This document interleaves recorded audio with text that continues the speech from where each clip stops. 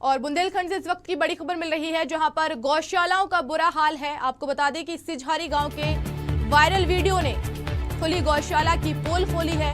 सरकार अनदेखी और भ्रष्टाचार की भेंट चढ़े हैं ये गौवंश और प्रधान के कार्यकाल खत्म होने के बाद भी मवेशियों की किस्मत नहीं बदली है। बुंदेलखंड की अधिकांश गौशालाओं का बुरा हाल बताया जा रहा है।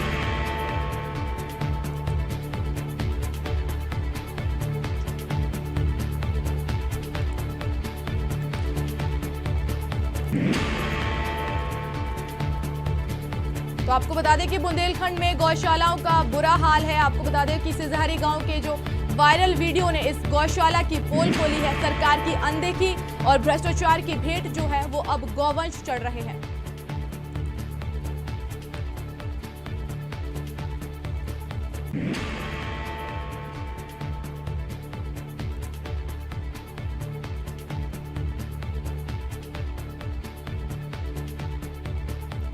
तस्वीरें हम आपको दिखा रहे हैं जहां पर एक गौवंश जो है वो घायल अवस्था में नजर आ रहा है।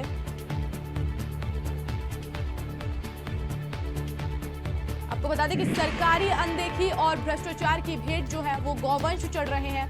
प्रधान के कार्यकाल खत्म होने के बाद भी मवेशियों की किस्मत नहीं बदली है और बुंदेलखंड की अधिकांश गौशालाएं जो है उनका बुरा हाल है।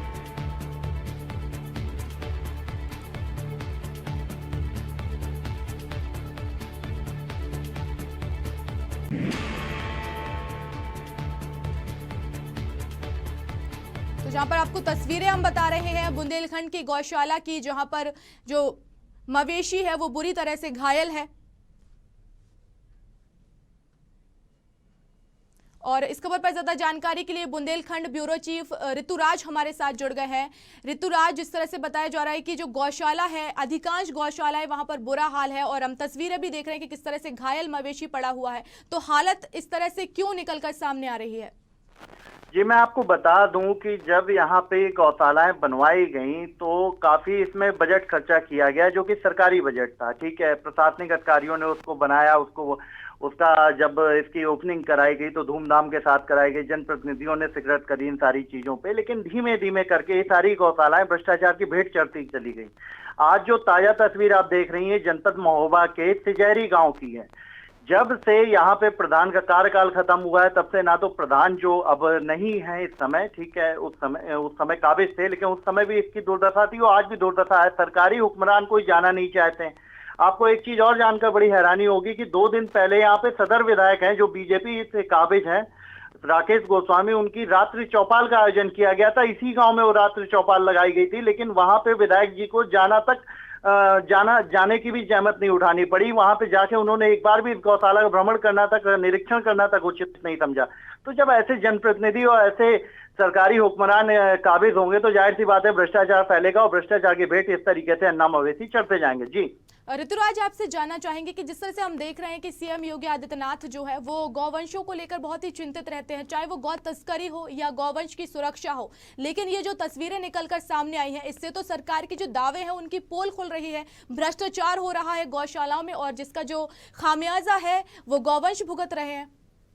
सीधे तौर पे अगर देखा जाए तो गाय तब तक परेशान और इस तरीके की चीजों से बहुत दूर थी। इस तरीके की मार्मिक तस्वीरें जो आप आज देख रही हैं, ये सारी तस्वीरें उस समय तक नहीं थी जब तक वो रोड पे अपना भरण पोषण कर रही थी।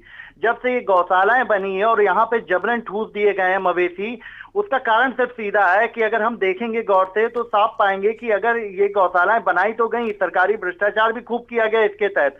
3 करोड़ से ज्यादा का बजट यहाँ बुंदेलखंड को पास किया गया गौशालाओं के नाम पे, लेकिन गाय अभी भी भूख से तड़प रहे हैं। कहीं ना कहीं भ्रष्टाचार तो खुली बात है ही है।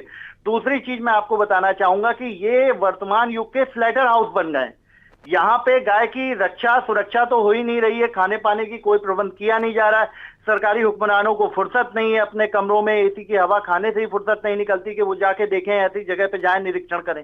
जनप्रतिनिधियों को तब याद आती है गौशालाएं और गौवंश जब इनको चुनावी समय में वोट चाहिए होता है। बाकी जब कहते नहीं है कि मीचो आंख कटाओ कुछ नहीं। बुंदेलखंड की एक बहुत सीधी सी कहावत है कि आंखें बंद करिए, जो चल रहा है वो सब कुछ सही है। जी ऋतुराज, आपसे ये भी जानना चाहेंगे कि जिस तरह से आपने बताया कि प्रधान का जो कार्यकाल है वो खत्म हो गया है, तो क्या खत्म होने के बाद इस तरह की तस्वीरें सामने आई हैं, या फिर इससे पहले भी गौवंश जो है वो इसी अवस्था में रहते हैं और इसी तरह से उनको इसका खामियाजा भुगतना पड़ता है सरकार की, प्रशासन के अधिकारियों की लापरवाही का? देखिए, मैं आपको बता दूं कि चाहे प्रधानों के शुरुआत जब से गौशालाओं का निर्माण किया गया है तब से ये गौशालाएं हमेशा चर्चा का विषय रही हैं। लगातार अन्ना मवेशी इन गौशालाओं में मरते रहे हैं। प्रधान जी कहीं रात में दफन करवा देते थे इन जो मरे हुए अन्ना मवेशी थे ताकि मीडिया तक ये बात ना पहुंचे। बहुत सारे ऐसे वीडियो वायरल हुए जो कि काफी मार्मिक थे, जिसमें ट्रैक्टर में बांध के गौशाला गाय को खींचा जा रहा है, उसको दफन किया जा रहा है। चरखारी में बहुत सारी गौशालाएं ऐसी थी जिनको सूखा पेपरमिंट खिलाया गया भूसे के नाम पे, चारे के नाम पे। ये अपने आप में बहुत बड़ा एक भ्रष्टाचार रहा है और वही भ्रष्टाचार आज भी काबिज है। अब देखिए, अब जब से प्रधानों का कार्यकाल खत्म हुआ तब से सेक्रेटरियों के ऊपर जिम्मेदारी आ गई। सेक्रेटरी उस गांव में जाना तक नहीं चाहते हैं। सलारपुर की गौशाला की अगर हम बात करें, इसी जनपद में काबिज गौशाला है सलारपुर, वो आज भी अर्ध निर्माण पड़ी हुई है।